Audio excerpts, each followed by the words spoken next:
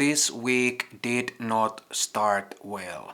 My laptop broke down and I'm using my iPhone and iMovie to edit this video. That combination is great for a casual Sunday editor, but it doesn't offer very precise tools for color correction or audio editing. What you see and what you hear is pretty much straight out of my Canon EOS M50 and the Asden external microphone that I'm using here. I've been using only one prime lens for every photograph I take for the past 9 months.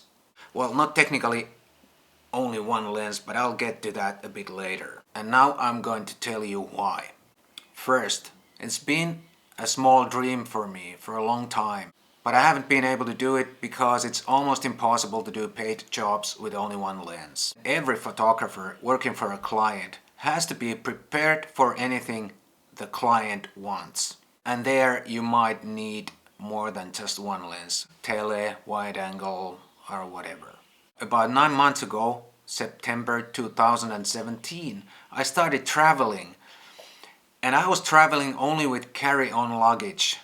And my weight limit was 7 kilograms. So I needed a simple gear, simple, compact and lightweight. And there was my opportunity to make my dream come true.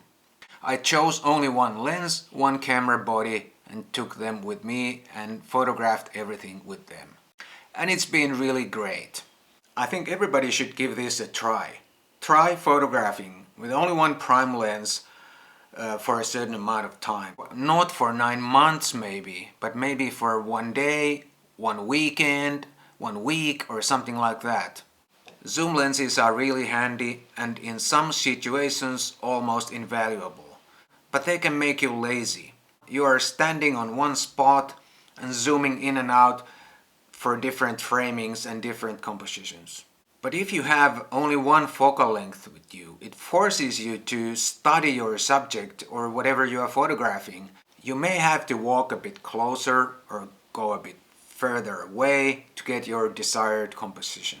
But while you are doing that, you may see a more attractive angle and you may end up getting a better picture overall. But the main thing is that it forces you to think what you're doing there. And with some practice, you will learn how to see your framing and your composition even before you look through the viewfinder. I think that's pretty cool. And I know what some of you are thinking. You're thinking, I'm losing opportunities because I only have one lens.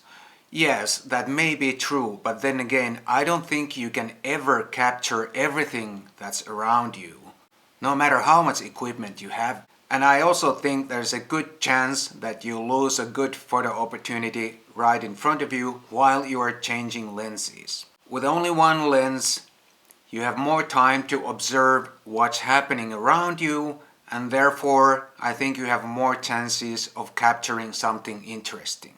I highly recommend this experiment, and there's nothing much you can lose. Try it for a weekend, and after that, if you really think it sucks, okay, go back and do things the way you did before. It's that simple. When I started my project or experiment, I chose the Zeiss Loxia 35mm f2 lens, and then I switched to Canon. I'm gonna tell you in another episode why I switched, but anyhow, for the past 2 months I've been using this Canon 22mm f2 lens, which is equivalent to 35mm lens in full frame terms. These two lenses offer basically the same field of view, same equivalent focal length. And even though I switched cameras and lenses in the middle of this experiment, I don't think it invalidates this whole thing, because I'm still using the same equivalent focal length or field of view.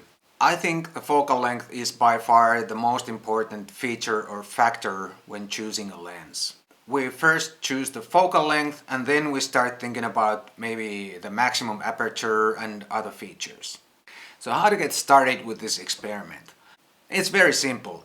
Choose your favorite focal length, put that lens on your camera and go out and start taking photographs. And if you don't have a prime lens, take your favorite zoom, your kit lens or whatever, select your favorite focal length, put a piece of tape there so it doesn't move, and go out and start taking photographs. Regarding the focal length, I have a recommendation. Choose something between a moderate wide angle and so-called normal.